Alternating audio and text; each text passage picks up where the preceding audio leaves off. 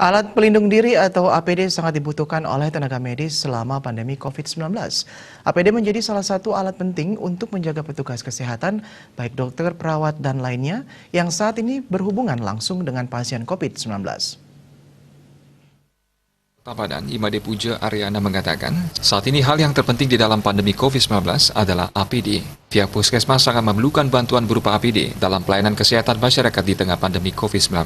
Karena tanpa APD yang sesuai standar, pihaknya tidak bisa melaksanakan pelayanan yang optimal sesuai dengan standar yang ada. Pihaknya terus berupaya memberikan edukasi serta pelayanan kesehatan di puskesmas dan tetap melayani berbagai keluhan yang dialami warga. Kita yang terpenting sekarang adalah APD. Itu yang terutama yang pakai untuk pemeriksaan dari untuk posko COVID nih, yaitu sarung tangan, masker N95 sama baju. Disinfektan pun sangat kita butuhkan sekarang karena kita sudah stok sudah menipis, sudah di kilang sudah habis di sini untuk cuci tangan juga sudah kita kekurangan. Nanti kemungkinan kita usulkan juga masalah itu ke Dinas Kesehatan. Sekarang kan kita sudah koordinasi ke desa untuk pelayanan kesehatan yang lain.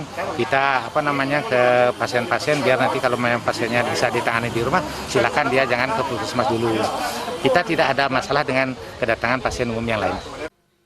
Pihaknya mengimbau masyarakat agar tetap di rumah dan lakukan pola hidup bersih dan sehat serta gunakan masker. Semoga pandemi COVID-19 ini segera berakhir. Putu Ratna, Bali TV.